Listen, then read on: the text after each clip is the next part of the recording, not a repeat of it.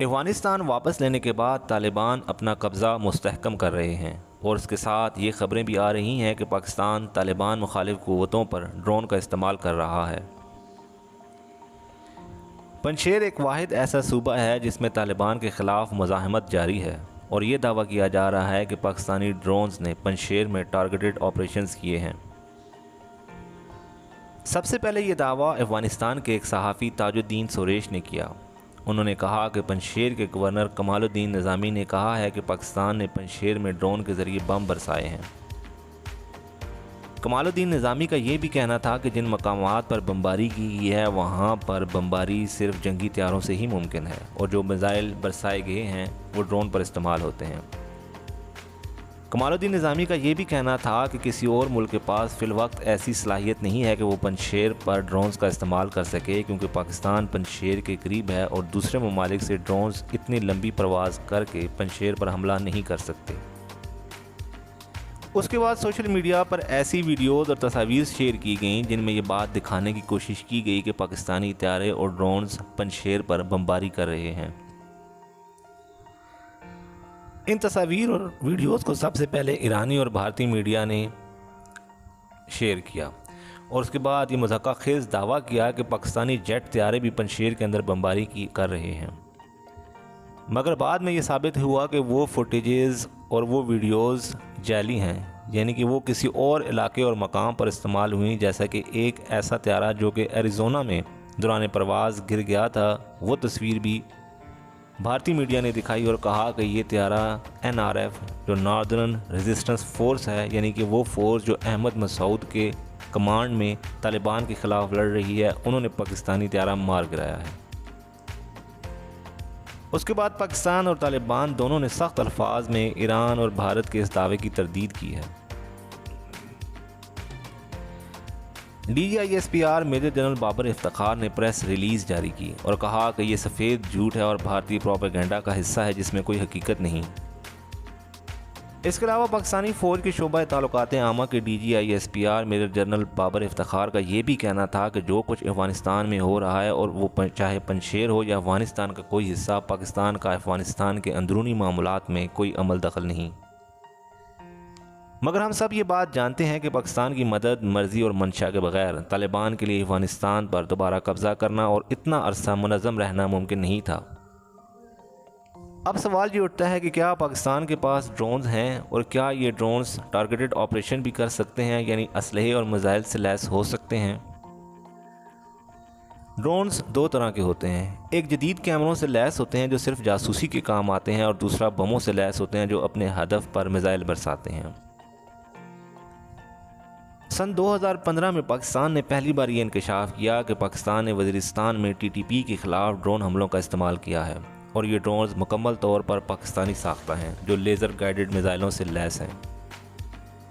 2015 में ही 23 मार्च की परेड के दौरान ब्राक ड्रोन को अवाम के सामने पेश किया गया। ब्राक ड्रोन के बारे में पाकिस्तान का दावा है कि ये NESC national engineering and scientific commission Pakistan ने तैयार किया है।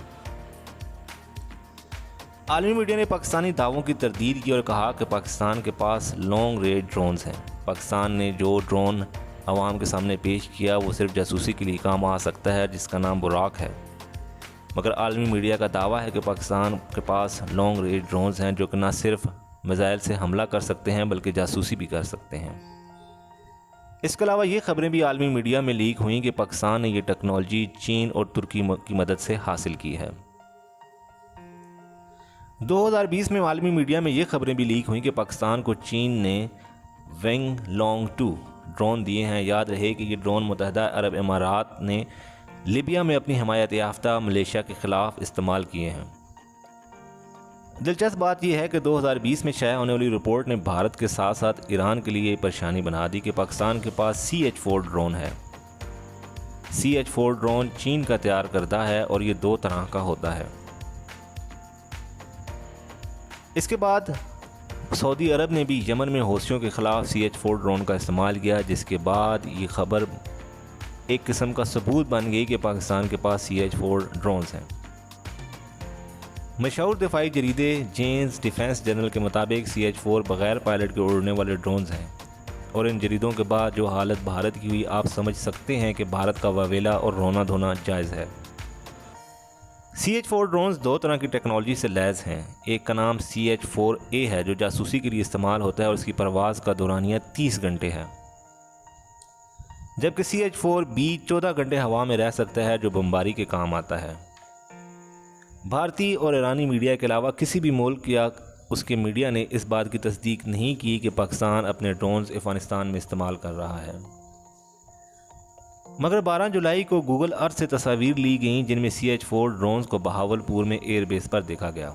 इन तस्वीर की मदद से ये अंदाज़ा तो लगाया जा सकता है कि पाकिस्तान ड्रोन्स टेक्नोलॉजी में कितना आगे है, मगर ये बात कहना कबल अज़ वक्त होगा कि आया ये ड्रोन्स अफ़गानिस्तान में इस्तेमाल हुए हैं कि नहीं।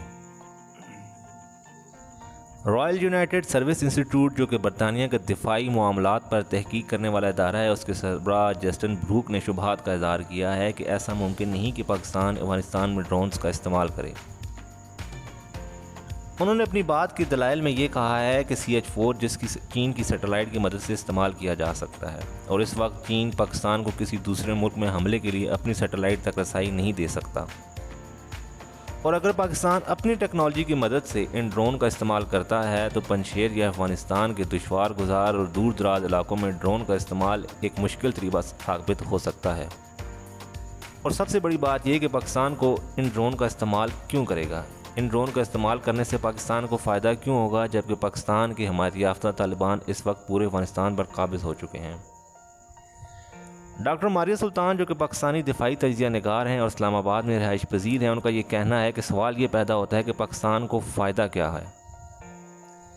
अब जब तालिबान काबुल वापस ले चुके हैं तो पाकिस्तान को अपने ड्रोन्स इस्तेमाल करने की ज़रूरत क्या है। जो खौफ भारत को है उसका कोई इलाज नहीं, क्योंकि भारत को मसला पाकिस्तानी टेक्नोलॉजी से है, अफ़गानिस्तान से नहीं। यही सूरत हाल ईरान के अंदर भी मौजूद है कि ईरानी साबका सदर अहमदी निजाद ने बहुत वावेला मचाया। उसकी वजह यह है कि तालिबान के अफ़गानिस्तान पर कब्ज़े के बाद जो 250 किलोमीटर लंबी सड़क चाबहार तक अफ़गानिस्तान के अंदर भारत ने बनाई है, अब उसका कंट्रोल तालिबान के पास आ चुका है। ईरान जो ख्वाब देख रहा था कि सी पैक का रास्ता जो अफ़गानिस्तान से गुजर कर ईरान आएगा और गवादर की अहमियत ख़त्म हो जाएगी, वो चकनाचूर हो चुका है। यही वजह है कि DGISI मेजर जनरल फैज़ हमीद ने जब ये कहा कि सब कुछ ठीक होगा तो उनका मतलब ये था कि वक्त बहुत करीब है जब पाकिस्तान सी पैक को इस्तेमाल करेगा और इसका फ़ायदा पाकिस्तान और पाकिस्तानी अवाम को होगा।